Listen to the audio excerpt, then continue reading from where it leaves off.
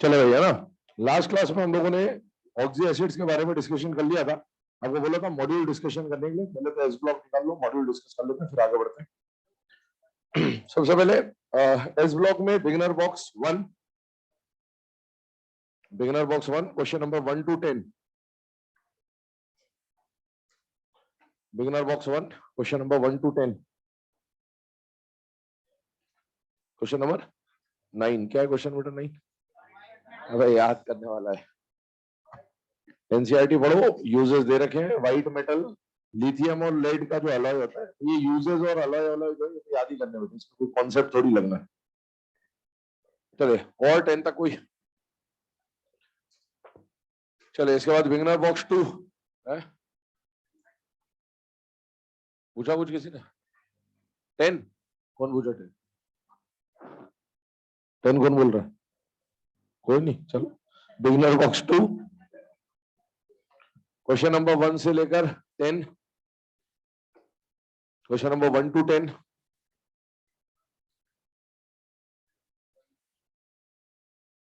One से 10 नहीं है। एक्सरसाइज 1, बहुत बढ़िया, शाबाश। Exercise 1 question number 1 to 10। कौन सा क्वेश्चन? 3। कुछ नहीं दिया मतलब एक्वस ही होता बेटा। जब भी रिड्यूसिंग एजेंट ऑक्सीडाइजिंग एजेंट का क्वेश्चन है, एक बात ध्यान रखिएगा, अगर गैसियस मीडियम दे रखा है तो आपको पता ही आई से सॉल्व करना है। एक्वस मीडियम दिया तो आपको पता है ईसीएस से सॉल्व करना है। वो कुछ ना दिया हो तो एक्वस मान के चला जाता है, ये बात ध्यान रखिएगा, ठीक है? तो एक्वस से ही सॉल्व होगा सारे क्वेश्चन। इसके बाद क्वेश्चन नंबर 1 से 10। 5 क्या है बेटा? क्वेश्चन नंबर 5 लिथियम क्लोराइड क्या बेटा? आयनिक है या कोवेलेंट है? कोवेलेंट है तो किसमें सॉल्व होगा? वाटर में या ऑर्गेनिक सॉल्वेंट? Organic solvent. हाँ पोलर है ना। हाँ हाँ, ionic compound are soluble in water, covalent compounds are soluble in solvent. वो कौन से सॉल्वेंट होंगे? कोवेलेंट। अब पोलर कोवेलेंट दिया होता तो पोलर कोवेलेंट में डिसॉल्व कर देते। अब पोलर कोवेलेंट नहीं दिया है तो नॉन पोलर जो दे रखा उसी में डिसॉल्व कर दिया, है ना? चलिए क्वेश्चन नंबर 10 तक और कुछ? 11 to 20। 16 क्या है? क्या बना? अमाइड बना। और साथ में गैस पूछा बेटा, वहां पर गैस तो H2 होती है ना? वहां पूछा गैस कौन सी रिलीज होगी? गैस तो हाइड्रोजन रिलीज होगी, सोडामाइड गैस थोड़ी होती है। जो ये अमाइड वाला सॉल्यूशन बनता है, ये बहुत स्ट्रॉन्ग रिड्यूसिंग एजेंट होता है। क्या होता है बेटा? Strong reducing agent.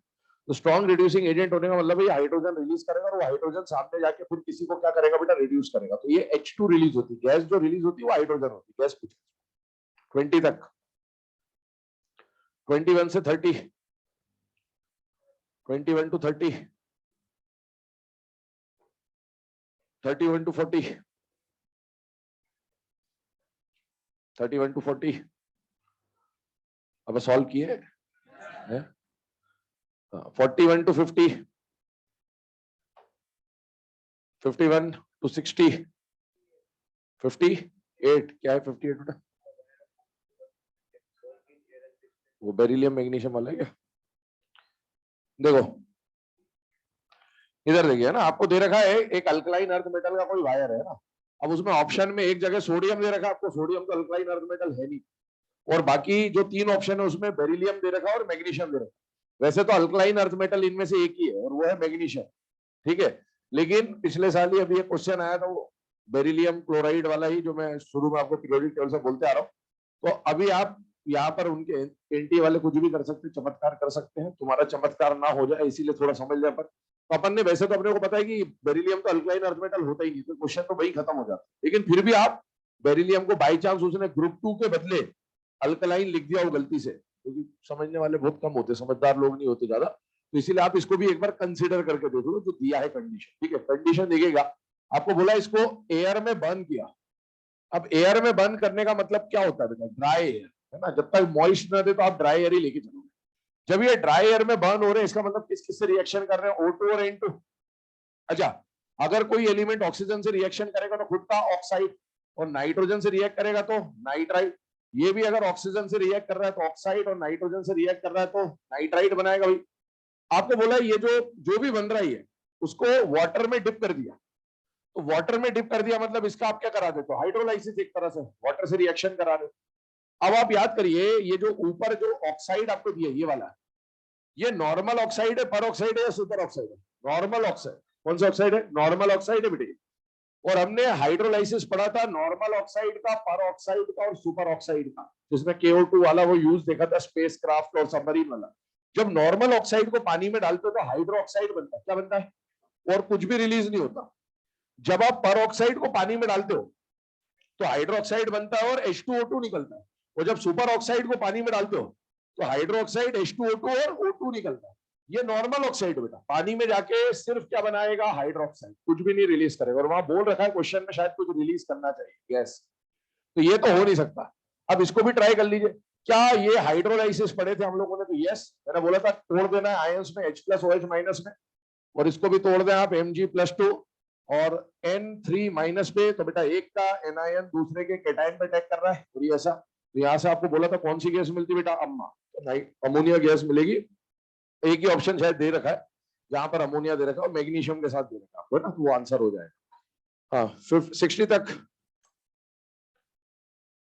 61 से लेकर 70, 62 क्या बेटे? प्रोडक्ट तो ये रिएक्शन तो पढ़ रखी है अपन। अब उसके बाद के जो प्रोडक्ट है वो भूल जाओ, अभी आज के लेक्चर में आएंगे उसमें, आज या कल जब हम बनाना बॉन्डिंग, ब्रिज बॉन्डिंग पढ़ेंगे तो वो डाइमर पॉलीमर तब आएगा, है ना, तो छोड़ दो भले उसको अभी। 70 तक और कोई? 70 तक, 60, 66 क्या है? Sodium metal can be use for drying of. Option क्या क्या दे रखे? Ethanol, phenol, ethanol, phenol, ammonia और डाई मिथाइल ईथर, है ना। देखो आपको बोल रखा है sodium metal can be use to dry off, है ना। सोडियम का यूज करके आप इनमें से किसको ड्राई करते हो? अभी एक आगे हम लोग एक टॉपिक पढ़ते हैं ड्राइंग एजेंट का, जहां पर आप ये देखते हो कि कंसंट्रेटेड H2SO4 एक बहुत ही अच्छा ड्राइंग एजेंट होता है। वो सब रिएक्शन पढ़नी होती है हमें, कैरिंग ऑफ शुगर वगैरह, डिहाइड्रेशन ऑफ शुगर वगैरह। तो वहां पर आपको एक बात बताई जाती है, ड्राइंग, किसी भी कंपाउंड को ड्राई करने के लिए ऐसा कंपाउंड यूज करना होता है जो उससे रिएक्ट ना करे। सीधी बात ही होती है। तो ड्राई, क्योंकि अगर आपस में रिएक्ट कर लेंगे तो सुखाएगा थोड़ी, फिर तो रिएक्शन ही कर लिया, कुछ और बन जाएगा। अब सोडियम इनमें से किससे रिएक्शन नहीं करेगा ये आपको ढूंढना बेटा। ये सारे ऑर्गेनिक केमिस्ट्री की रिएक्शन, इन सबके पास बेटा एक्टिव हाइड्रोजन है, और एक्टिव हाइड्रोजन है तो सोडियम वहां चला जाएगा, हाइड्रोजन को डिस्प्लेस कर देगा। इसके पास एक्टिव हाइड्रोजन नहीं है, यही आंसर होगा बेटा आपको। 70 तक, 71 से लेकर कितने टोटल? 75, 71 से 75, 72 वाला जो क्वेश्चन दे रखा है ना, इसमें ऑप्शन 1 और 4 हाइड्रोक्साइड और ऑक्साइड दोनों सही हो, है ना। एनसीईआरटी ने दोनों दे रखे, दोनों टिक कर लेना। वो शुगर वाला है ना 72, 1 and 4 बोथ एनसीईआरटी में दोनों दे रखे, यूज है बेसिकली, तो आपको याद ही रखना है, बट दोनों दे रखे ऑप्शन है ना एनसीईआरटी ने, दोनों याद रखिएगा। एक्सरसाइज 2, एक मिनट, एक्सरसाइज 2 क्वेश्चन नंबर 5, 5 तो करेक्शन है, काना का सल्फेट वाला है ना। हाँ तो 5 में तो आंसर 1 आएगा, 5 में तो करेक्शन कर लो, है ना। 5 में शायद 2 दिया हुआ है ऑप्शन, फर्स्ट आएगा, है ना। 5 में करेक्शन है। आप कौन सा क्वेश्चन बोल रहे थे? 2 दिखा जरा question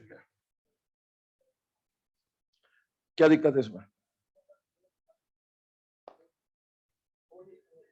fourth statement, aluminium reacts with excess NaOH to give AlOH thrice, ये कहां देगा? अभी सुनो, एल्यूमिनियम की रिएक्शन आपने किससे करा दी? NaOH के साथ। आपको पता है यहां पर क्या बनता है? NaLO2। अब ये क्या होता है? सोडियम मेटा एल्यूमिनेट या सोडियम एल्यूमिनेट बनेगा। अब आप आगे का सोचो, एक्सेस बोल रखा है, अगर आप और NaOH ले आओ तब क्या होगा? सोचो, इमेजिन करो। अब इसमें थोड़ा सा पुरानी चीजें आनी चाहिए, मतलब पुरानी तो क्या अभी तक आपने पढ़ी नहीं, खैर मेटलर्जी का यूज आएगा यहाँ। मेटलर्जी में आप प्रोसेस पढ़ते हो, बेयर्स प्रोसेस और हॉल्स प्रोसेस। उसका थोड़ा सा काम आएगा यहाँ पर अब वही है कि अभी तक पढ़ा ही नहीं तो क्या ही बात करेंगे उस पर।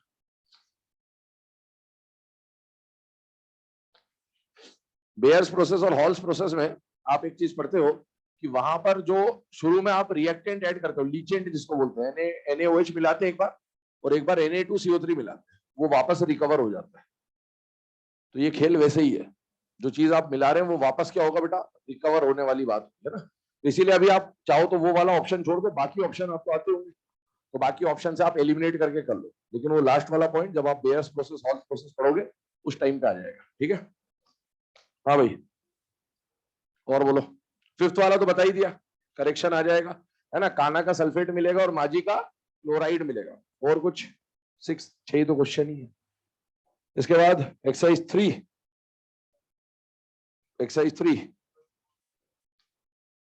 क्वेश्चन नंबर कितने टोटल, कितने 27 है ना। क्वेश्चन नंबर 1 to 10, फिर क्वेश्चन नंबर 12 काटो, गलत है, उसमें थर्ड और फोर्थ ऑप्शन सेम है। पहली बात है ना, ये मतलब ये क्वेश्चन काम का नहीं है। पहली बात तो क्वेश्चन की लैंग्वेज कुछ भी बना दी है, ध्यान सुनना। इसके बदले आपको जो पॉइंट याद रखना है वो क्या है, एनसीईआरटी में ग्रुप 2 जब आप पढ़ोगे तो ग्रुप 2 में रिएक्शन विद लिक्विड अमोनिया जो हमने पढ़े थे कि अमोनिएटेड मेटल आयन बनता है और अमोनिएटेड इलेक्ट्रॉन बनता है, वैसा ग्रुप 2 में एक बात लिखा हुआ है, ग्रुप 1 के बारे में नहीं लिखा लेकिन ग्रुप 2 के बारे में लिखा है। और वो ग्रुप 2 के बारे में क्या लिखा है कि उसका अमोनिएटेड मेटल, ग्रुप 2 का अमोनिएटेड मेटल आयन क्या बनेगा, ये बनेगा, क्योंकि उन पर +2 चार्ज होता है। तो दिस कैन बी रिकवर्ड, ऐसा लिखा हुआ है। The hexa ammoniated metal ion group 2 में लिखा हुआ है। ये जो सॉल्यूशन बना है ये सॉल्यूशन के अंदर था, दिस कैन बी रिकवर्ड, ऐसा पॉइंट लिखा हुआ, वो आपके काम का। तो इस क्वेश्चन को तो पहले काटो। एनसीईआरटी है किसी पास, आर्टिकल नंबर देख लेते तो मैं आपको डायरेक्ट लिखा देता हूँ। एनसीईआरटी में ग्रुप 2 में यूजेस जो है उसके जस्ट ऊपर ये लाइन दे रखे, तो आप वो पॉइंट नंबर कौन सा बस वो लिख लो ताकि आप पढ़ लो इसको। पेज नंबर अलग अलग बुक में अलग अलग आएगा, एनसीईआरटी सबके पास अलग अलग है, तो एडिशन चेंज होंगे तो पेज नंबर चेंज होगा। ये आर्टिकल नंबर है 10.6.7 यूजेस। यूजेस के जस्ट ऊपर जो 2 लाइन लिखी वो आपको पढ़ना है। तो इस क्वेश्चन के साइड में आप लिखो NCERT S block, NCERT S block, topic है 10.6.7, 10.6.7 यूजेस, उसके जस्ट ऊपर पढ़ना है ना, 2 लाइन है उसके ऊपर, वो पढ़ लेना बल्कि आप इसके बदले, तो वो काम हो जाएगा, क्योंकि ये क्वेश्चन तो गलत फ्रेम हुआ है, इसीलिए वो पॉइंट है यहाँ पर जो पूछना चाह रहा था, वो पॉइंट वो है ना। चलिए इसके अलावा 20 तक और कुछ, 18 क्या है, ये तो करवाया हुआ ना बेटा, इसमें क्या है, colour of alkali metal plus liquid ammonia solution in less concentrated, कराया हुआ भाई। डाइल्यूट सॉल्यूशन बताया तो था, ब्लू कलर का होता है, कंसेंट्रेटेड ब्रॉन्ज होता है, तो करा हुआ। हाँ 21 से लेकर 27, 26 क्या है, करा हुआ है कि नहीं करा हुआ, 26 hydrated halide of which of the following metal suffer hydrolysis, ये भी करा हुआ बेटा। सफर हाइड्रोलाइसिस मतलब जिसका हाइड्रोलाइसिस होगा, है ना। सफर करने का मतलब है वो वैसा वाला सफर नहीं करना है, सफर मतलब किसका हाइड्रोलाइसिस होगा, ये कहने का मतलब है ना बेटा। हाँ झेलेगा, बहुत बढ़िया, सही है।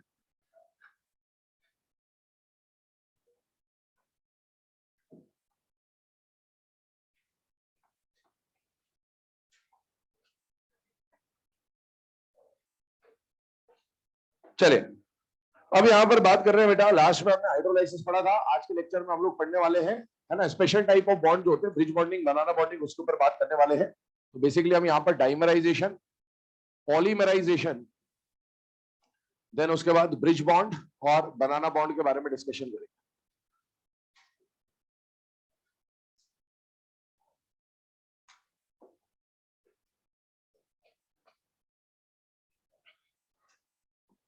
चलिए अब ये जो सारे केसेस अभी आपके सामने लिखे हैं, डाइमराइजेशन, पॉलीमराइजेशन, ब्रिज बॉन्ड और बनाना बॉन्ड, है ना, इसको एक एक करके डिस्कस कर रहे हैं, समझते जाएगा क्या क्या पॉइंट दे रहे हैं। तो इस टॉपिक में देखिए, अभी हम लोगों ने पी ब्लॉक जब स्टार्ट किया तो सबसे पहला टॉपिक जो हमने पढ़ा था वो क्या था बेटा, बैक बॉन्ड। तो बैक बॉन्ड एक स्पेशल टाइप का बॉन्ड था, वैसे ये जो ब्रिज बॉन्ड है ये भी एक स्पेशल टाइप का बॉन्ड। इसकी जरूरत क्या पड़ी? तो बेटा किसी भी एटम के पास अगर कोई वेकेंट ऑर्बिटल पड़ा हुआ है, ठीक है, और अगर वेकेंट ऑर्बिटल है, और जैसे बैक बॉन्डिंग में क्या होता है कि उसी मॉलिक्यूल के अंदर किसी के पास लोन पेयर था, तो उन्होंने बॉन्डिंग कर ली। क्यों बॉन्डिंग कर ली? जब तक कोई और बॉन्ड बनाने नहीं आ रहा तो खुद ही बॉन्डिंग कर लेते। क्यों कर लेते? क्योंकि हर बॉन्ड के साथ थोड़ी बहुत एनर्जी क्या होगी बेटा? रिलीज होगी, और एनर्जी रिलीज होगी तो मॉलिक्यूल की स्टेबिलिटी क्या हो जाएगी? बढ़ जाएगी, है ना? इस तरह की बात। यहां पर ये जो अपन ब्रिज बॉन्ड पढ़ने वाले, ये भी एक स्पेशल टाइप का बॉन्ड है, और अगर कोई और बॉन्ड बनाने नहीं आ रहा तो मॉलिक्यूल में जनरली इस तरह की कहानी देखी जाती है ना। पर ये ऐसा नहीं कि हर कोई बैक बॉन्डिंग कर सकता, और ऐसा भी नहीं है कि हर कोई ब्रिज बॉन्डिंग कर सकता है। इनकी कुछ लिमिटेड कंडीशंस होती है। तो आपको ब्रिज बॉन्डिंग कब बनानी है, कैसे बनानी है, उसके बहुत लिमिटेड एग्जांपल है आपके सिलेबस में। पहले मैं बात कर लेता हूं एग्जांपल के बारे में। तो एक सबसे इंपॉर्टेंट एग्जांपल तो आप जानते हो कौन है बेटा? B2H6। इसमें किसी को कोई दिक्कत होनी नहीं चाहिए। दूसरा एग्जांपल आप पढ़ोगे Al2Cl6। ये एनसीईआरटी ने बहुत डिटेल में ग्रुप 13 के अंदर दे रखे, और क्वेश्चन इसके ऊपर ही मेनली पूछा जाएगा आपसे। उसके बाद याद करिए, एस ब्लॉक में हमने पढ़ा था कि बेरिलियम और मैग्नीशियम के जो हाइड्राइड होते हैं ये कोवलेंट और पॉलीमेरिक होते हैं। तो हम BeH2 का भी पढ़ेंगे अभी यहाँ पर। और इसी तरह से बेरिलियम का क्लोराइड जो होता है ये भी कोवलेंट होता है और पॉलीमेरिक होता है। और ये पॉइंट अगर आपने एस ब्लॉक में, मैंने बोला था आपको लिखने के लिए, एनॉमलस बिहेवियर और डायगोनल रिलेशनशिप, तो बेरिलियम और एल्यूमिनियम का डायगोनल रिलेशनशिप होता है, और ये बेरिलियम और एल्यूमिनियम का जो क्लोराइड है ये दोनों डाइमर वाइमर बनाते हैं। ये पॉइंट उसमें दे रखा है। इसके अलावा एक इंटर हेलोजन कंपाउंड आप पढ़ते हैं ICl3। तो जब इंटर हेलोजन कंपाउंड का एक टेबल दे रखा है एनसीईआरटी में, वहां पर इसका डाइमर मेंशन्ड है I2Cl6। तो ये कुछ ही कंपाउंड है जो हम लोग पढ़ रहे होंगे, बट इनमें से क्वेश्चन मेनली जो पूछा जाएगा वो किस पे पूछा जाएगा? B2H6 और Al2Cl6 पे। ठीक है, अब मेरी बात समझिएगा, अभी आपको कुछ भी लिखना नहीं है, आपसे सुनते जाइए। जो भी टेबल वेबल अभी मैं बता रहा हूँ वो टॉपिक एंड होने के बाद में लास्ट में बनवाऊंगा। पहले मैं आपको कंडीशन समझा रहा हूँ, ध्यान सुनिएगा। आपके सिलेबस में जो भी डाइमर वाइमर है वो दो तरीके से बन रहा होगा। कैसे बन रहा होगा बेटा? दो तरीके से। ठीक है, क्या दो तरीके से बन रहा होगा? सबसे पहला कि डाइमर का फॉर्मेशन अनपेयर्ड इलेक्ट्रॉन की पेयरिंग के लिए हो रहा होगा। किस लिए हो रहा होगा बेटा? अनपेयर्ड इलेक्ट्रॉन की पेयरिंग के लिए। ठीक है, और दूसरा डाइमर का फॉर्मेशन क्यों हो रहा होगा? वेकेंट ऑर्बिटल के थ्रू, क्योंकि बॉन्ड बनाने से कुछ एनर्जी रिलीज कर रहा है, तो वो अपने एक्स्ट्रा बॉन्ड बनाने के लिए, डाइमराइज होने के लिए उसके पास दो रास्ते हैं, या तो अनपेयर्ड इलेक्ट्रॉन की पेयरिंग के लिए डाइमर बना ले, या फिर वो वेकेंट ऑर्बिटल के थ्रू क्या बना ले बेटा? डाइमर बना ले। दो तरीके होंगे उसके पास। ठीक है, अब आपको कैसे पता चलेगा? क्वेश्चन क्या क्या फ्रेम होते हैं, ध्यान सुनो। पहला क्वेश्चन एग्जाम में आपसे ये पूछ सकता है कि ये जो डाइमर आपको दे रखे इसमें जो डाइमराइजेशन हुआ है वो कैसे हुआ है? अनपेयर्ड की पेयरिंग के लिए हुआ या वेकेंट ऑर्बिटल पे हुआ? ये पहला क्वेश्चन पूछेगा आपसे। दूसरा क्वेश्चन क्या पूछेगा? मान लो ये वाला केस आ गया, तो इसमें आप जानते हैं दो तरह के बॉन्ड बनते हैं, 3 सेंटर 2 इलेक्ट्रॉन और 3 सेंटर 4 इलेक्ट्रॉन। तो 3 सेंटर 2 और 3 सेंटर 4 में कहां पर कौन सा बॉन्ड है? कहां पर 3 सेंटर 2 है, कहां पर 3 सेंटर 4 है? उनमें से किसको ब्रिज बॉन्ड, बनाना बॉन्ड, कोऑर्डिनेट बॉन्ड, क्या किसको कहा जाता है? ये क्वेश्चन बनेगा। दूसरा फिर आपसे अगला क्वेश्चन पूछता है कि अगर कहीं पर 3 सेंटर 2 इलेक्ट्रॉन बॉन्ड है या 3 सेंटर 4 इलेक्ट्रॉन बॉन्ड है, तो कितने 3 सेंटर 2 इलेक्ट्रॉन बॉन्ड है या कितने 3 सेंटर 4 इलेक्ट्रॉन बॉन्ड है? इस पर क्वेश्चन बनता है। अगला क्वेश्चन ये पूछता है कि जो डाइमर बना या जो पॉलीमर बना उसमें सेंट्रल एटम का हाइब्रिडाइजेशन क्या होगा? और फिर क्वेश्चन पूछता है कि अगर हाइब्रिडाइजेशन वाइब्रेशन आपने निकाल दिया तो वो जो मॉलिक्यूल बना वो प्लेनर है या नॉन प्लेनर?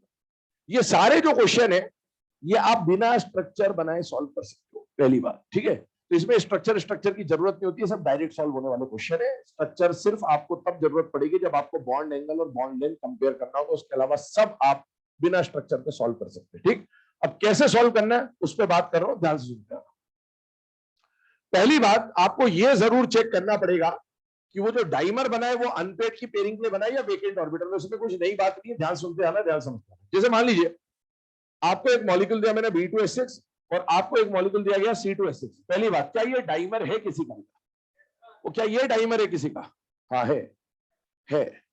डाइमर आप हर उस चीज को मानोगे जो किसी के होल ट्वाइस के फॉर्म में लिखी जा सकती है। क्या इसको किसी का होल ट्वाइस लिख सकता हूं मैं? यस, तो आप उसको डाइमर मान लोगे। ठीक है, अब बताइए इसका अगर मोनोमेरिक फॉर्म लिखो तो ऐसा लिखाएगा बेटा, और इसका अगर मोनोमेरिक फॉर्म लिखाऊं तो ऐसा लिखेगा बेटा, है ना? बहुत समझते आना, बहुत इजी टॉपिक है। ठीक, और ये एक्सक्लूसिव मैटर है जो ऑनलाइन दिया जा रहा है। ठीक है तुम्हें? हाँ, BH3 और CH3 सुना इधर ध्यान से। बाद में आज के 1-2 साल बाद या अभी इस साल भी कोई पढ़ाते हुए मिल जाए, समझ जाना 2 साल से वीडियो चल रहे, उन्हीं में से देख के पढ़ा रहा होगा। ठीक है, हाँ, BH3 ट्वाइस और CH3 ट्वाइस, कंडीशन समझना। बोरॉन के वैलेंस शेल में कितने इलेक्ट्रॉन है? 3। कार्बन के वैलेंस शेल में कितने इलेक्ट्रॉन है? 4। अब बताइए कितने हाइड्रोजन बॉन्ड बना दे? 3। तो एक हाइड्रोजन यहां, एक हाइड्रोजन यहां, एक हाइड्रोजन यहां, एक हाइड्रोजन यहां, एक हाइड्रोजन यहां, एक हाइड्रोजन यहां, एक हाइड्रोजन यहां, सॉरी 3 है ना, एक बना दिया, CH4 बना दिया, ये बना दिया अपन, ठीक है। अब एक बात बताइए, मैंने आपको बोला कि डाइमर का फॉर्मेशन 2 कारणों से होता है, एक तो अनपेड इलेक्ट्रॉन की पेयरिंग के लिए और एक वेकेंट ऑर्बिटल। क्या इसके पास कोई अनपेड इलेक्ट्रॉन है क्या? फिर भी क्या इसने डाइमर बनाया? तो इसने किसका यूज किया होगा? Vacant orbital.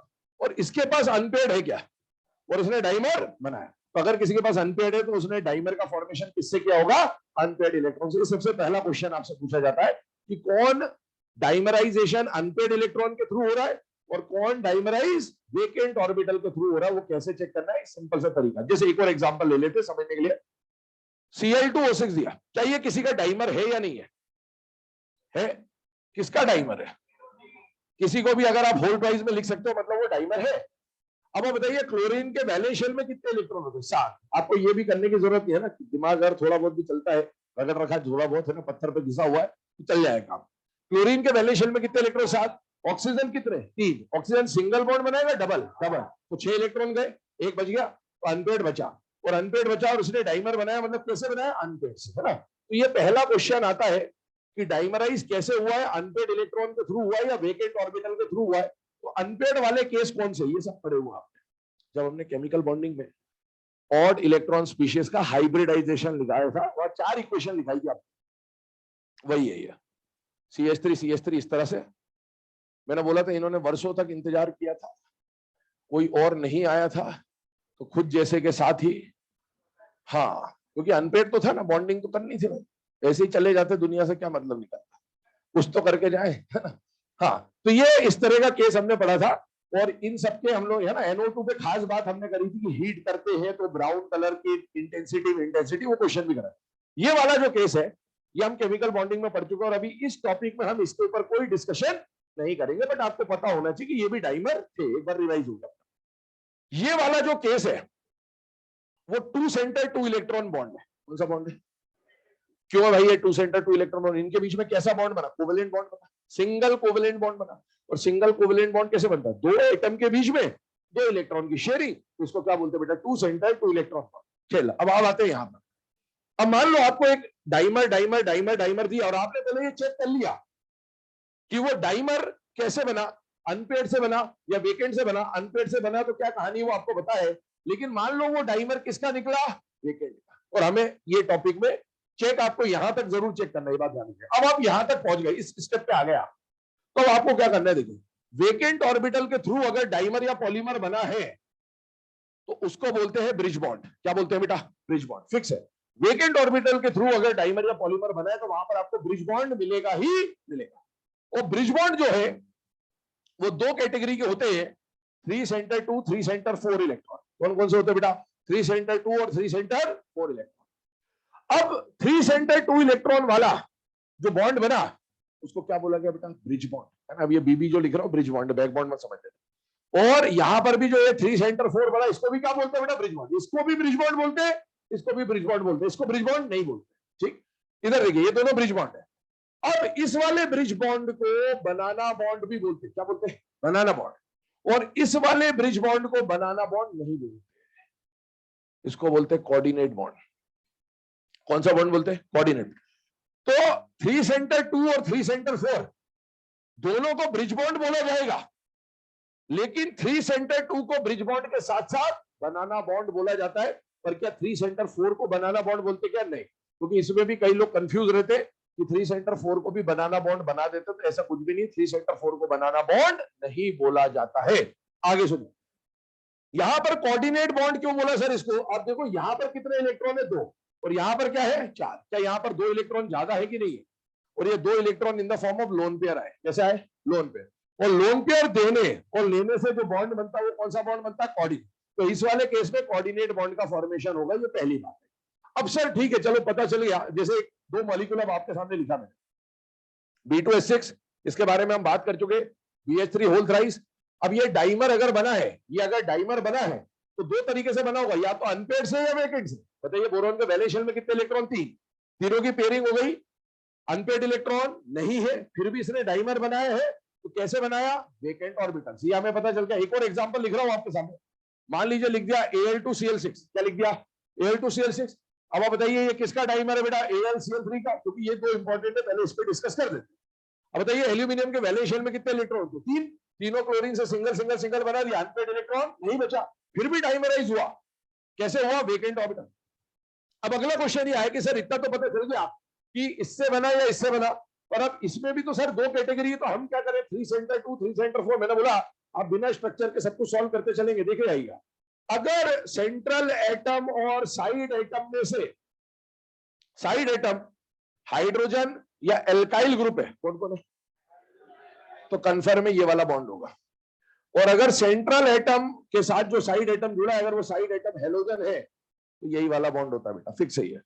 अब देखिए यहां पर साइड एटम कौन दिख रहा है? हाइड्रोजन। तो ये कौन सा बॉन्ड बनेगा? 3 सेंटर 2 इलेक्ट्रॉन, फिक्स है इसका आंसर। यहां साइड एटम कौन है? हेलोजन। ये कौन सा बॉन्ड बनेगा बेटा? 3 सेंटर 4 इलेक्ट्रॉन, फिक्स है, कुछ भी आ जाए। आप इधर देखो, जैसे ये बनाया मैंने Al2CH3 6, ध्यान से देखो, क्या ये किसी का डाइमर है या नहीं है? है। किसका डाइमर है? AlCH3 थ्राइस का डाइमर है। ऐसा कर दे। अब पहले तो ये चेक करना कि डाइमर बना किससे। डायरेक्ट वहां मत पहुंच जाना, डायरेक्ट वहां मत पहुंच जाना, अनपेड है या वेकेंट है, क्योंकि ये जो सारी बातें बताई जा रही है वो किसके लिए बताई जा रही है? वेकेंट वाले डाइमर के लिए, है ना, कि ध्यान रखिएगा। आप इधर देखो, एल्यूमिनियम के वैलेंस शेल में कितने इलेक्ट्रॉन होते हैं? 3। क्या तीनों अल्काइल एक एक एक बॉन्ड बना लेंगे? यस। मतलब ये किससे बनेगा? वेकेंट से। वेकेंट है मतलब ये ब्रिज बॉन्ड है। अब ब्रिज बॉन्ड दो तरह के बनेंगे, 3 सेंटर 2 और 3 सेंटर 4। बताइए साइड एटम कौन है बेटा? अल्काइल। तो ये पक्का ये 3 सेंटर 2 इलेक्ट्रॉन वाला ब्रिज बॉन्ड होगा, कंफर्म है, बिना स्ट्रक्चर बनाए आप सॉल्व कर सकते। क्यों हुआ वैसा? कारण समझिएगा। कारण यह है कि हाइड्रोजन और अल्काइल के पास देने के लिए लोन पेयर नहीं है। हाइड्रोजन लोन पेयर नहीं है, मैंने यहां बोला था ये 4 इलेक्ट्रॉनिक लोन पेयर। क्या हेलोजन के पास देने के लिए लोन पेयर होता है? इसलिए ये बनाएगा 3 सेंटर 4 इलेक्ट्रॉन। ठीक है, आगे सुने। नेक्स्ट पॉइंट क्या आ रहा है वो सुनिएगा। सर ठीक है, यहां तक रास्ता पता चल गया कि 3 सेंटर 2 है या 3 सेंटर 4 है, हम देख के पहचान जाएंगे। अब आगे अगला क्वेश्चन को बताइए क्या करना है। अगला क्वेश्चन ये पूछेगा कि 3 सेंटर 2 या 3 सेंटर 4 में से कितने बॉन्ड है, कितने 3 सेंटर 2 इलेक्ट्रॉन के बॉन्ड है, कितने 3 सेंटर 4 इलेक्ट्रॉन के बॉन्ड है, ये नेक्स्ट क्वेश्चन है। ठीक है, तो जब भी आपसे पूछे number of 3 centre 2 electron bond 2, number of 3 centre 4 electron bond 2, fix answer. दो ही बनते हैं। कब? जब डाइमर की बात हो रही है, और पॉलीमर में आप बता नहीं सकते क्योंकि इन्फिनाइट चेन है। ठीक है, तो अगर पूछे कि कितने 3 सेंटर 2 इलेक्ट्रॉन है, कितने 3 सेंटर 4 इलेक्ट्रॉन है, आंसर विल ऑलवेज बी, क्योंकि डाइमर में एक ऊपर बॉन्ड बनता है और एक नीचे बॉन्ड बनता है, ये फिक्स है। पॉलीमर होगा तो फिर जब तक चेन की लेंथ नहीं बताता आपको, तब तक आप आंसर नहीं दे सकते। आगे बढ़िए, यहां तक पहुंच गए, फिर अगला क्या करना है इसमें? तो अब इन सारी चीजों के बाद आपसे पूछेगा हाइब्रिडाइजेशन। क्या पूछेगा? हाइब्रिडाइजेशन, कि भाई हाइब्रिडाइजेशन बता दीजिए। अब इधर आओ, आओ इधर, यहां पर मोनोमर देखो सबसे पहले, मोनोमर देखो सबसे पहले, ध्यान से सुनना अब जो बोल रहा हूं। मोनोमर का हाइब्रिडाइजेशन क्या है? इधर sp2, क्या है? sp2। यहां पर अब मैं इस एग्जांपल को हटा रहा हूं क्योंकि मुझे ये दोनों डाइमर थे, मुझे पॉलीमर भी बताना है, तो मैं एग्जांपल चेंज कर दे रहा हूं। मान लीजिए आपको BeCl2 का पॉलीमर दिया गया, ठीक है, यहां पर मोनोमर में बताइए बेरिलियम का हाइब्रिडाइजेशन क्या होगा? sp। जब भी किसी मॉलिक्यूल में, ध्यान सुनना, जो भी सेंट्रल एटम है आपके पास, सेंट्रल एटम है, क्योंकि उसे वेकेंट ऑर्बिटल का यूज करके डाइमर या पॉलीमर बनाना है, तो अगर सेंट्रल एटम अपना एक वेकेंट ऑर्बिटल इस्तेमाल करता है, क्या इस्तेमाल करता है? एक वेकेंट ऑर्बिटल, तो वो डाइमर बनाएगा। और सेंट्रल एटम अगर अपने 2 वेकेंट ऑर्बिटल यूज करेगा तो वो पॉलीमर बनाएगा। कैसे बनाएगा? ध्यान दीजिए, जैसे ये BH3, आप देखो इसको, इसका हाइब्रिडाइजेशन क्या है? sp2। बोरॉन कौन से पीरियड का एलिमेंट है? सेकेंड। बेरिलियम कौन से पीरियड का एलिमेंट है? सेकेंड। सेकेंड पीरियड के पास सबसे आउटर मोस्ट शेल में कितने डब्बे होते हैं? 4। 4 में से 3 तो इस्तेमाल कर चुका है, एक बचा हुआ है। अब अगर BH3 के पास जो एक वेकेंट है और सामने एक और BH3 आएगा, उसके पास भी एक वेकेंट है, तो अगर एक BH3 अपना एक वेकेंट यूज करे और अगला BH3 भी अपना एक वेकेंट ऑर्बिटल यूज करे, जब भी इंडिविजुअल की बात हो रही है, अगर एक वेकेंट ऑर्बिटल यूज करेगा, डाइमर बनाएगा, आगे जुड़ नहीं पाएगा क्योंकि डब्बा खत्म हो चुका है। इसके पास sp हाइब्रिडाइजेशन है, क्या 2 डब्बे खाली है बेटा? यस। अब आप देखो BeCl2 दो डब्बे लेके बैठा है, ऐसे अगला BeCl2 जो आएगा वो भी दो डब्बे लेके बैठा होगा, और इससे पहले जो BeCl2 आया होगा वो भी दो डब्बे लेके बैठा होगा। अब BeCl2 की मर्जी है, बोले मेरे को दोनों यूज ही नहीं करने, एक ही यूज करना, तो डाइमर बना ले भाई। और अगर दोनों यूज कर ले, ऐसे जरूरी थोड़ी कि किसी पर दो है तो दोनों इस्तेमाल करे, एक ही इस्तेमाल करे, क्या जरूरी। तो अगर ये एक का इस्तेमाल करेगा तो क्या बना लेगा, और अगर ये दोनों का इस्तेमाल कर लेगा तो क्या बना लेगा, पॉलीमर। तो अगर किसी के पास एक खाली डब्बा है तो वो डाइमर बनाएगा या पॉलीमर बनाएगा, डाइमर। किसी के पास दो है तो वो डाइमर भी बना सकता है, पॉलीमर भी बना सकता है। ऐसा नहीं कि ये चीज हर बार होगी, लेकिन जब भी डाइमर बनाना होगा इसके थ्रू तो एक ऑर्बिटल की जरूरत पड़ेगी ही पड़ेगी, और जब भी पॉलीमर बनाना होगा तो दो डब्बों की जरूरत पड़ेगी पड़ेगी। और अगर एक डब्बा इस्तेमाल किया तो हाइब्रिडाइजेशन एक से बढ़ेगा, क्योंकि एक डब्बा और इन्वॉल्व हो गया, और दो का इस्तेमाल करेगा तो दो से बढ़ जाएगा। अब इधर आइए आंसर पे, क्या ये मोनोमर का हाइब्रिडेशन sp2 था या नहीं था? अब बताओ ये डाइमर है या पॉलीमर है? डाइमर। तो डाइमर के लिए एक डब्बा इस्तेमाल होता है या दो? एक। तो हाइब्रिडेशन कितने से बढ़ा दो? एक से। इसका हाइब्रिडेशन sp3 निकलेगा। इसका हाइब्रिडेशन क्या था? sp। सुनना, अभी ये मोनोमर इसका, अब ये डाइमर भी बना सकता था, है ना, और ये पॉलीमर भी बना सकता था। इसका हाइब्रिडेशन है sp। तो जब डाइमर बनाएगा तो एक, और जब पॉलीमर बनाएगा तो ये हाइब्रिडेशन हो जाएगा। और अगर sp3 आ रहा है तो प्लेनर या नॉन प्लेनर? Non planar. ये तो आप पहले से जानते हो, सारे जो भी आंसर है बिना स्ट्रक्चर बनाए आप सॉल्व कर सकते हो। केवल जब बॉन्ड एंगल, बॉन्ड लेंथ की बात आएगी तो आपको स्ट्रक्चर की जरूरत पड़ेगी।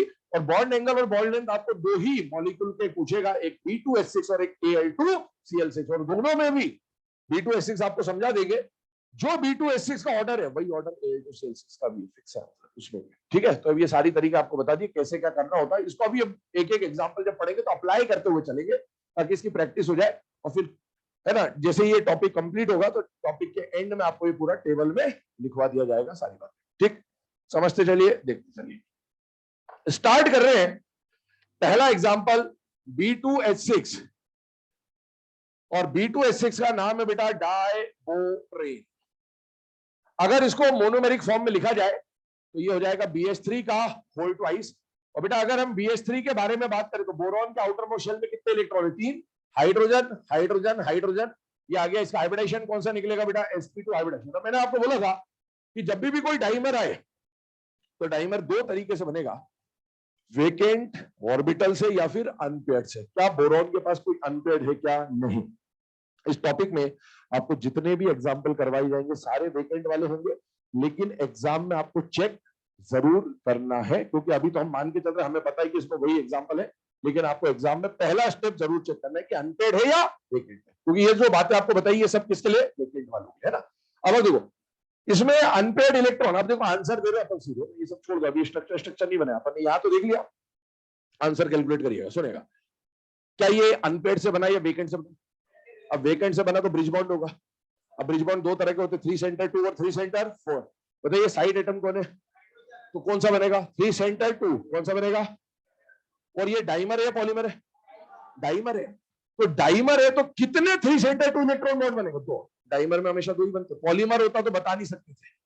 फिर अगला क्वेश्चन आया कि इस बोरॉन के बारे में बताइए कि इसका मोनोमर में हाइब्रिडेशन क्या है? sp2। जब डाइमर बनेगा तो क्या हो जाएगा? sp3। और sp3 प्लेनर या नॉन प्लेनर?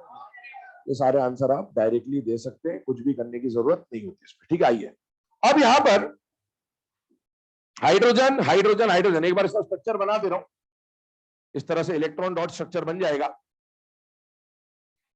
आइए अब यहां पर इसका हाइब्रिडाइजेशन अभी sp2 sp3 होने वाला है, ध्यान सुनना, sp3 होने वाला है। sp3 की ज्योमेट्री क्या होती है? टेट्राहेड्रल।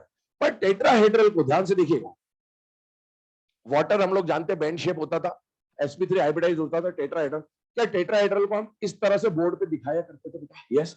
वैसे तो टेट्राहेड्रल ऐसा ऐसा ऐसा और ऐसा है, और अपन बोर्ड पे ऐसे बनाते हैं। बोर्ड पे अपन उसको क्रॉस शेप में बनाते हैं। कैसे बनाते हैं? Cross shape. अब सुनिए, समझ रहे हैं ना, एक स्ट्रक्चर थोड़ा डिटेल में समझ लें, क्योंकि बाकी फिर डायरेक्ट ही बना रहे हैं हम लोग। पहला BH3 का मोनोमर आया, कैसा? ये ट्राइगोनल, और ऐसे दूसरा BH3 का आएगा ट्राइगोनल प्लेनर। अब इस ट्राइगोनल प्लेनर में यहां बोरॉन, यहां बोरॉन, यहां बोरॉन, यहां हाइड्रोजन, यहां हाइड्रोजन, यहां हाइड्रोजन, एक एक इलेक्ट्रॉन इनके पड़े हुए हैं। तो ये वाला इलेक्ट्रॉन इससे पेयर हुआ, ये वाला इलेक्ट्रॉन इससे पेयर हुआ, ये वाला इलेक्ट्रॉन इससे पेयर हुआ। लेकिन अब इसको क्योंकि डाइमर बनाना है तो इसका हाइब्रिडाइजेशन sp3 होगा। sp3 मैंने बोला कैसा शेप आएगा, क्रॉस, तो इसकी जगह यहां लगा दी है और अगला वाला जो BH3 है उसको ऐसे लगा दिया। अब आप इसको देखो, बोरॉन क्रॉस, ये हो गया sp3 हाइब्रिडेशन। बोर्ड पे दिखाने का ये तरीका रहेगा, ठीक है। अब आप देखो इस बोरॉन का एक इलेक्ट्रॉन यहां, इस बोरॉन का एक इलेक्ट्रॉन यहां, हाइड्रोजन का एक इलेक्ट्रॉन, हाइड्रोजन का एक इलेक्ट्रॉन, ध्यान से देखिएगा, ये इससे पेयर्ड है, ये इससे पेयर्ड है, ये इससे पेयर्ड है और ये इससे पेयर्ड है हाइड्रोजन से। ये एक BH3 बना है, दूसरा BH3 बना है, दोनों मोनोमर है। अब इस बोरॉन ने देखा कोई और, मेरे पास एक डब्बा खाली पड़ा है, इसने भी देखा एक डब्बा खाली पड़ा, कोई और तो आ ही नहीं रहा बॉन्ड बनाने, चलो आपस में बॉन्ड बना लेता। बॉन्ड बनाने के लिए तो इलेक्ट्रॉन चाहिए, क्या चाहिए, इलेक्ट्रॉन। अगर अनपेयर्ड होता तो पेयरिंग कर लेता, इनके पास तो इलेक्ट्रॉन भी नहीं फ्री के, और ये बैक बॉन्ड बना नहीं सकता क्योंकि बैक बॉन्डिंग के लिए क्या चाहिए था, लोन पेयर। लोन पेयर भी नहीं है इसके पास। तो अब इसने क्या सोचा कि बॉन्ड तो बनाने, कैसे भी बना लो, कोई एक बॉन्ड और बना लेते, डब्बा तो खाली पड़ा, ये बना ले यार भाई, कैसे भी बना ले, क्यों बना ले, एनर्जी रिलीज करनी, बना ले बॉन्ड। तो अब ये आया बॉन्ड बनाने, इसने बोला 5 वाले को, बोला बाजू वाले को, ले ले ले ले ले डब्बा ले ले ले ले, ऐसा है ना। ऐसे इस बोरॉन ने हाइड्रोजन को बोला, बोले ले ले ले ले ले ले ले ले, ठीक है, ये कंडीशन है। तो हाइड्रोजन ने बोला ले तो ले, है ना, पर इलेक्ट्रॉन तो हो भाई, बॉन्ड बनाने के पीछे कोई मोटिवेशन तो होना चाहिए। अब मोटिवेशन ही खत्म है यहाँ, तो कैसे बनाया बॉन्ड। अब इसने क्या किया, ये ऊपर वाले हाइड्रोजन ने भी इस बोरॉन बोल रहा भाई देख डब्बा खाली पड़ा है, आ जाए बॉन्ड बनाएंगे। बोले मोटिवेशन तो दिखा भाई, क्या इसके लिए बॉन्ड बनाओगे आप, है ना। तो ये हाइड्रोजन चालू था। कल हम लोगों ने P4O6 और P4O10 का स्ट्रक्चर बनाया था, उसमें ब्रिजिंग ऑक्सीजन बताए थे आपको। ऐसा ऑक्सीजन जो सेंट्रल एटम को ज्वाइन करता है उसको क्या बोलते हैं, ब्रिजिंग। अब बताइए B2H6 में सेंट्रल एटम कौन होगा, बोरॉन।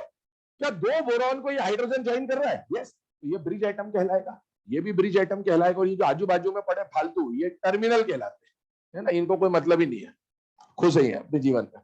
अब इस ब्रिज वाले हाइड्रोजन ने देखा कि इधर से तो बॉन्ड बना हुआ है और ये बोल रहा बॉन्ड बना ले, चलो इसकी तमन्ना पूरी कर देते, बॉन्ड बनाते। लेकिन बॉन्ड के लिए मोटिवेशन चाहिए, मोटिवेशन क्या है, ये चालू था, इसने देखा इधर 2 इलेक्ट्रॉन है, एक इलेक्ट्रॉन यहां से उठाया इधर पहुंचाया। जैसे ये कारनामा इसने किया, उससे क्या फायदा हुआ, देखो इन दोनों के बीच में भी इलेक्ट्रॉन डेंसिटी आ गई और इन दोनों के बीच में भी इलेक्ट्रॉन डेंसिटी आ गई, भले थोड़ी थोड़ी आ गई, पर इसने बॉन्ड को बना लिया, ठीक है। अब बॉन्ड बन गया, पार्शियल बॉन्ड है लेकिन बन गया। तो इस तरह से इसने दोनों के साथ बॉन्ड फॉर्मेशन किया है, और इसको कई लोग ऐसे बोलते थे कि इलेक्ट्रॉन इधर उधर रेजोनेट होता रहता है, वैसे भी मान लिया, ठीक है। आगे सुनिए, इस हाइड्रोजन ने ऊपर वाले को बोला, वाह क्या चालाकी है, वाह। तो इसने भी थोड़ा सा वहां से, है ना, सीखा कि भाई ऐसा करना चाहिए। इसने भी ये उठाया इधर से इधर उठा दिया, पहुंचा दिया, शाबाश। अब देखो ये वाला जो केस बन के आया, इसको देखिए, बना तो रहे हैं बेटा, है ना, तुम्हें मैंने बताया तुम्हारा बन चुका है, अगर तुमने बहुत कुछ नहीं पढ़ा ऐसा। सुने, हाँ, BHB, सपोज ये 3 जो आइटम आपको दिख रहे हैं, ये 3 आइटम के बीच में ये ब्रिज बनाने का काम कर रहा है, सेंट्रल और सेंट्रल। तो यहाँ पर कितने आइटम दिख रहे हैं बेटा, 3।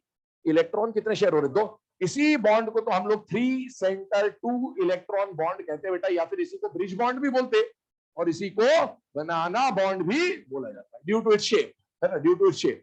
ये लिखा रहता है लिटरेचर में, मैं अपनी तरफ से नहीं बोल रहा हूं। आगे सुने, यहां पर लिखा रहता, भाई मैं क्या, सुने आगे, बोरॉन, हाइड्रोजन और बोरॉन, इसको देखें जरा ध्यान से। तो ये वाला जो पॉइंट बन रहा है यहां पर, ये वाला जो बॉन्ड दिख रहा है या ये वाला जो पार्ट दिख रहा है, ये भी किसकी तरह काम कर रहा है बेटा, 3 सेंटर 2 इलेक्ट्रॉन बॉन्ड। तो इसको भी क्या बोलेंगे, बनाना बॉन्ड। अभी मैंने आपको थोड़ी देर पहले बोला था कि साइड आइटम देखकर हमें ये तो पता चल गया कि 3 सेंटर 2 है, 3 सेंटर 4 है, लेकिन जब भी डाइमर बनेगा बॉन्ड कितने बनेंगे, 2। 3 सेंटर 2 इलेक्ट्रॉन के 2 बॉन्ड। अब एक क्वेश्चन आपसे ये पूछा जा सकता है, 3 नहीं 2 सेंटर 2 इलेक्ट्रॉन, ये पता करने के लिए आपको स्ट्रक्चर की जरूरत पड़ेगी। इसके लिए आपको स्ट्रक्चर की जरूरत पड़ेगी क्योंकि ये तो हर मॉलिक्यूल में साइड आइटम बदलते जाएंगे, इसलिए। तो यहां पर कितना बन रहा है, 4। अभी खैर वो सब देखते हैं। अगला पॉइंट सुनेगा, अभी इसका एक और स्ट्रक्चर यहां बनेगा, पहले मैं यहां पर कुछ जनरल बातें लिखवा दे रहा हूं, ध्यान सुनिएगा। सबसे पहले आपसे पूछा number of 3 centre 2 electron bond, इसके अंदर कितना आंसर होगा बेटा, 2। फिर आपसे पूछा number of 3 centre 4 electron bond, बेटे यहां पर कितने हो जाएंगे, 2 centre 2 electron, 2 centre 2 electron bond कितने हो जाएंगे, 4। कौन से वाले 2 सेंटर 2 इलेक्ट्रॉन है? टर्मिनल वाले, 1 2 3 4। अगला पॉइंट आपसे पूछेगा हाइब्रिडाइजेशन बता दीजिए भाई बोरॉन का। तो हाइब्रिडाइजेशन क्या हो जाएगा? sp3, क्योंकि मोनोमर में क्या था बेटा? sp2, तो डाइमर में एक से बढ़ा दीजिए, क्या बन जाएगा? sp3। अच्छा, sp3 प्लेनर या नॉन प्लेनर? नॉन प्लेनर, तो ये आ जाएगा नॉन प्लेनर। आगे पूछेगा ऑक्टेट के बारे में कि ऑक्टेट कंप्लीट या इनकम्प्लीट। इधर देखो मोनोमर, देखो सबसे क्या मोनोमर में 6 इलेक्ट्रॉन है बेटा, तो ये इलेक्ट्रॉन डेफिशिएंट है, ऑक्टेट इनकम्प्लीट। यहां पर अभी भी इनकम्प्लीट ही है। एक बहुत बड़ा है ना दिमाग में जाला होता है, जो कौशिकदा ने साफ किया था जनाब अली के खानदान वालों का, है ना, वैसे आप लोगों के दिमाग में एक जाला होता है कि dimer, polymer, bridge bond, back bond, ये जो भी बन रही है ऑक्टेट कंप्लीशन के लिए बन रहा है। और मैं शुरू से बोलते आ रहा हूं octet completion is not a necessary condition for bond formation. यहाँ 6 थे, यहाँ भी 6। अबे उनके पास तो एक्स्ट्रा इलेक्ट्रॉन ही तो नहीं था, तभी तो उसने हाइड्रोजन ने कारनामा दिखा के इधर से उठा के इधर दिया इलेक्ट्रॉन। इलेक्ट्रॉन उतरे ही है, उन्हीं को इधर उधर शिफ्ट कर रहे हैं बस। जब भी ध्यान सुनना, जब भी 3 सेंटर 2 इलेक्ट्रॉन बॉन्ड बनेगा, कौन सा? 3 सेंटर 2 इलेक्ट्रॉन, तो यहां पर अगर ऑक्टेट इनकम्प्लीट है तो वहां भी इनकम्प्लीट होगा। यहां कंप्लीट है, एग्जैक्टली कंप्लीट, तो वहां भी एग्जैक्टली कंप्लीट होगा। यहां पर इलेक्ट्रॉन एक्सपांडेड होगा तो वहां भी एक्सपांडेड होगा, ये फिक्स होता है। तो यहां डेफिशिएंट है तो ये भी डेफिशिएंट होगा। ऑक्टेट इनकम्प्लीट मतलब इलेक्ट्रॉन डेफिशिएंट। और अगर इलेक्ट्रॉन डेफिशिएंट है तो क्या ये लुईस एसिड की तरह काम कर सकता है बेटा? यस। और यही पूछते हैं आपसे कि B2H6 क्या एक लुईस एसिड हो सकता है? तो yes, it can act as a Lewis acid. अब आगे का पॉइंट सुनिए, अगला क्वेश्चन आता है इसके ऊपर बॉन्ड एंगल, बॉन्ड लेंथ को लेकर। और मैंने बोला था जो बॉन्ड एंगल, बॉन्ड लेंथ का ऑर्डर आपको यहां बताएंगे वही Al2Cl6 में काम आएगा। इन्हीं दोनों का पढ़ना है आपको, इसलिए ध्यान समझना। वहां पर मैं डायरेक्ट लिखूंगा boron, boron, bridge hydrogen, bridge hydrogen, terminal hydrogen, terminal hydrogen. यहां पर भी आ गया टर्मिनल हाइड्रोजन और टर्मिनल हाइड्रोजन। ध्यान से 1 2 3, ये ब्रिज बॉन्ड बना दिया अपन ने, ये ब्रिज बॉन्ड बना दिया इस तरह से, ये आ गया। इस वाले एंगल को बोल दिया अल्फा और इस वाले एंगल को बोल दिया बीटा। अब सुनिए, बॉन्ड एंगल की बारी आई बेटा, अल्फा और बीटा कंपेयर करें। अल्फा एंगल को अगर एग्जाम में पूछना चाहेगा तो कैसे पूछेगा?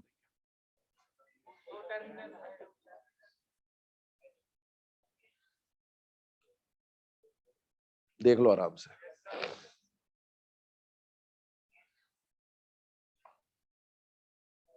बात समझ में आ रही बेटे?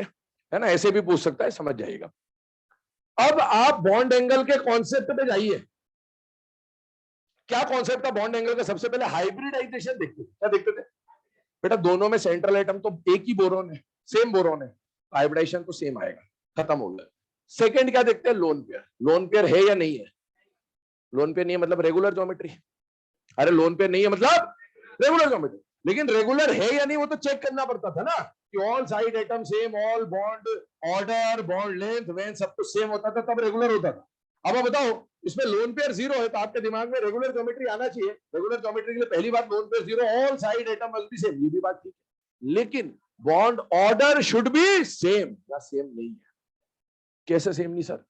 यहां पर सिंगल बॉन्ड है, 2 इलेक्ट्रॉन मतलब एक बॉन्ड, और यहाँ एक ही इलेक्ट्रॉन है मतलब पार्शियल बॉन्ड, तो बॉन्ड ऑर्डर अलग अलग है।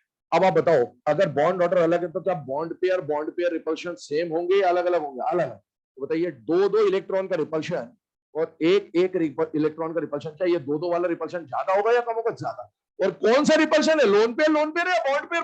बॉन्ड। तो बेटा बॉन्ड पेयर जब धक्का देंगे एक दूसरे को तो बॉन्ड खुल जाएगा, और बॉन्ड खुल जाएगा तो ये वाला एंगल ज्यादा और ये वाला एंगल कम। इसका मतलब अल्फा और बीटा में कौन ज्यादा बेटा? अल्फा ज्यादा। ये बात समझ में आनी चाहिए।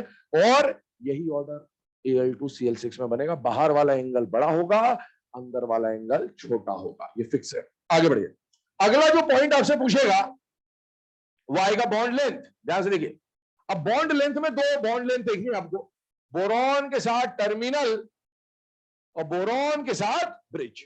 देखिए ध्यान से, बॉन्ड लेंथ के कॉन्सेप्ट पे जाइए केमिकल बॉन्डिंग में। तो बॉन्ड लेंथ में मैंने आपको बोला था सबसे पहले देखते बेटा शेल नंबर। क्या देखते? अच्छा, बोरॉन हाइड्रोजन का जो शेल नंबर यहां है वही शेल नंबर यहां है। अगर शेल नंबर सेम है तो दूसरा फैक्टर था बॉन्ड ऑर्डर और तीसरा था चार्ज।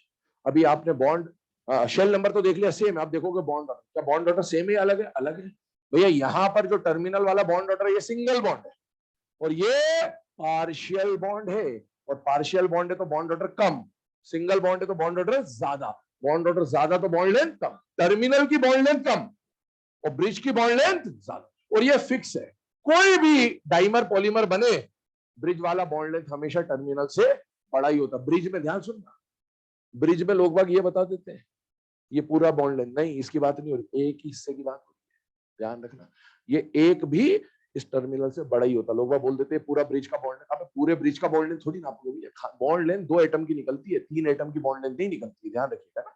तो ब्रिज वाला जो बॉन्ड लेंथ है मतलब वो एक पार्ट है जो ब्रिज का, वो हमेशा बड़ा होगा as compare to the terminal part. फिर इसमें प्लेनर नॉन प्लेनर का एक क्वेश्चन आपको पता ही पूछते हैं कि कितने मैक्सिमम एटम प्लेन लेन पे है, वो लिखते हैं अभी, पहले इसको नोट करिए।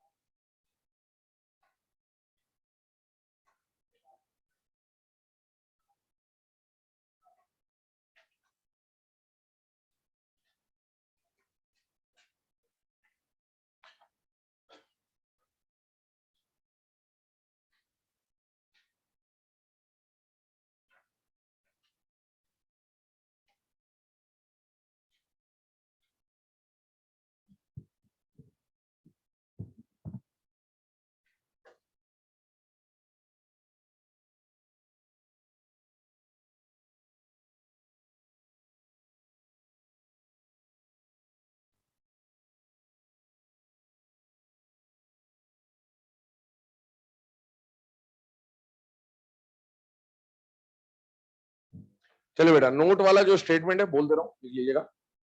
देखो एक बात देखो, इसका स्ट्रक्चर देखो जरा ध्यान से, एक बार इसको 3D में इमेजिन कर ले, फिर आगे की बात है।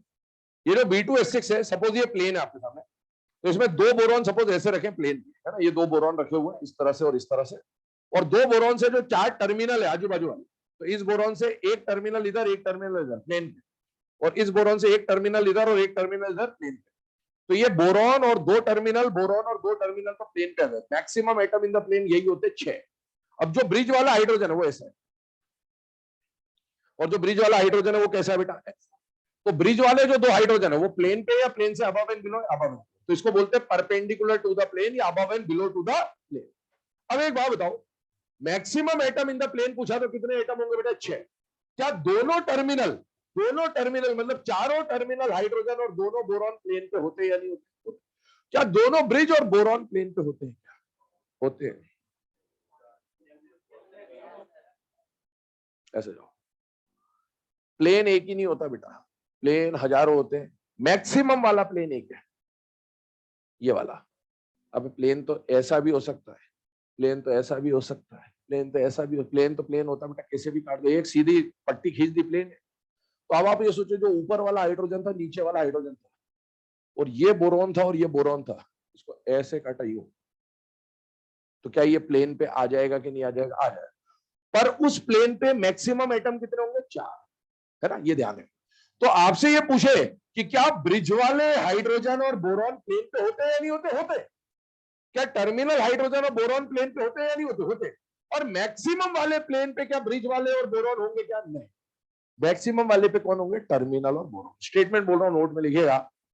इन B2S6, in B2S6, maximum number of atoms in B2S6, maximum number of atoms in same plane, maximum number of atoms in same plane equal to 6, है ना? और ब्रैकेट में लिख लेना all four terminal hydrogen atoms, all four terminal hydrogen atoms, all four terminal hydrogen atoms and the two boron atoms, and the two boron atoms are in plane, and the two boron atoms are in plane. तो ये 6 atom है जो plane पे होते हैं, ठीक? Full stop, line change करके लिखा है। द ब्रिज हाइड्रोजन एटम्स, या ऐसा लिखे बोथ द ब्रिज, बोथ कर लो उसको, both the bridge hydrogen atoms lie above and below this plane, lie above and below this plane. Both the bridge hydrogen atoms lie above and below this plane. तुम्हारे LT के lecture भी leak हो गए। आ गए ना? फिर तुम बोलते हो सर बताया करो पूरा। अब कैसे बताइए? यहाँ वाले ही आ गए ना? इसलिए तो आधा तो बंद करके बताते बेटा। ठीक है, क्या करें इंसान, बंद करवाएंगे इसको, ये नहीं यही बंद करवाएंगे पूरा। चिंता क्यों कर रहे हो? है ना, समय बहुत बड़ी चीज होती है, चिंता मत करो, सब आता है। हाँ हाँ, ग्राफ ऐसे जाता है हमेशा किसी चीज का, और फिर हाँ सबका जाता है बेटा ग्राफ, हर किसी का ऐसे ही होता है। ठीक है, चलो जल्दी जल्दी। अब तुम में से प्लान तो बहुत कुछ चल रहा है बेटा, दुनिया भर में प्लान बन रहा है, खुद ही प्लान बना हुआ है। हाँ हाँ, मैं तो ये सामने एक कमरा लेके पढ़ाऊंगा। ये देखो ये मल्टी बन रही ना, इसी में एक कमरा खरीदूंगा, तो उसी में पढ़ाऊंगा, इसी में पढ़ाएंगे अपन तो, है ना? हाँ बिल्कुल बिल्कुल। सुनो मेरी बात सुनो, तुम में से किसी का वो काउंसलिंग में भरा क्या? किसी ने अभी चल रही ना काउंसलिंग, हो सकता है किसी को मिल रहा हो कॉलेज से। मिल गया, चलो बढ़िया, अच्छी बात है। बिहार में शायद कट ऑफ 630 के आसपास गया ऐसा, यूपी में 601 सुना था मैंने। 597 कहाँ? यूपी में 601 जनरल गया। सुना मेरे को तो बच्चों ने बताया था 601, पता वहीं से पता है। जनरल का 601, तो बेटा अगली बार 650 पार, 650 पार हो जाएगा। हाँ इसी अगली मतलब यही है बेटा, अगला मतलब होता है जो पेपर होने वाला उसी को अगला बोला जा रहा है ना। तो 650 की तैयारी करें, ठीक है, ये बात ध्यान रखें। अभी आज वो शायद 50% वाला भी कुछ सुनने में आ रहा था, है ना, प्राइवेट कॉलेजेस में गवर्नमेंट फीस पे एडमिशन, ये अच्छा स्टेप है, बहुत बढ़िया चीज है, ये होना चाहिए ऐसा। 100% ही कर देना चाहिए वैसे तो, कि ताकि फीस कम लगे यार, है ना, क्योंकि बहुत फीस होती है बेटा प्राइवेट कॉलेज की, है ना, पॉसिबल नहीं होता हर किसी को। पर वो करेंगे क्या, वो जो अब जो प्राइवेट करने जाएंगे उनसे वसूल लेंगे। उनसे वसूल लेंगे, तो होना वही है। अभी तुम्हें खेल ही नहीं समझ में आता एक्चुअल में, ये करा तो आपको क्या लग रहा बहुत अच्छा हुआ। तुम समझे नहीं, अभी तक क्या था कि तुम जैसे कुछ गरीब भी जो होते थे ना, वो भी प्राइवेट में एडमिशन ले लिया करते थे। अब जिसको करना है, जिसको करवाना वही ले पाए। बहुत कुछ चलता है, अपन समझ नहीं पाते उस चीज को, पर ठीक है चलो, जो जाएंगे प्राइवेट में। अब प्राइवेट में कौन जाएगा? जिसका कट ऑफ निकलेगा। तो बात तो वही आ गई, है ना, कुल मिला के।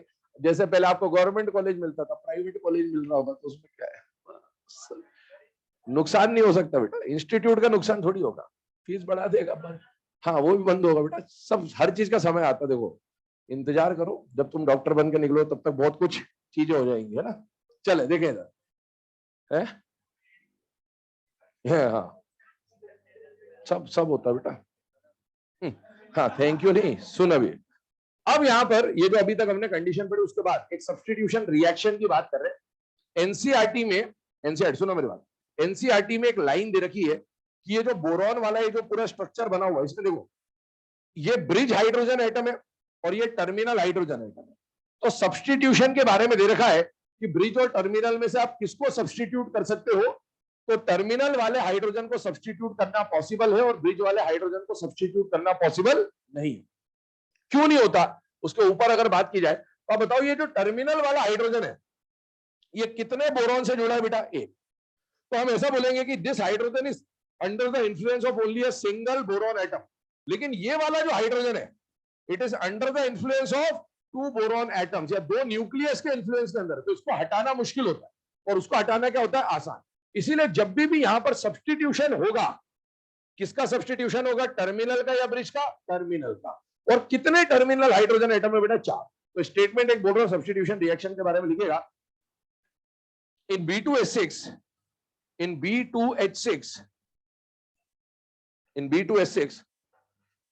terminal hydrogen atoms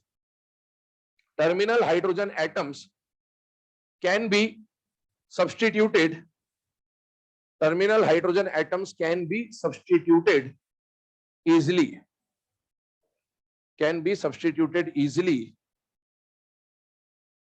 Therefore, it goes under substitution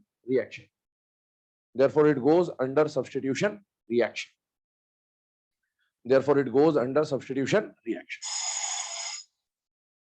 ठीक है। तो ये यहां पर बात हो गई कि ये सब्स्टिट्यूशन रिएक्शन दिखा सकता है क्योंकि इसके टर्मिनल वाले जो हाइड्रोजन है वो हटा सकते हैं। ठीक है, बाकी डिस्कशन रिएक्शन करेंगे, वापस से डिस्कशन कर लेंगे एक बार इसको नेक्स्ट लेक्चर में। तो ये जो डाइमर पॉलीमर के बारे में बताया इसको थोड़ा सा रिवाइज करके आना, क्योंकि ये B2H6 में तो हम रिएक्शन भी पढ़ ले रहे हैं।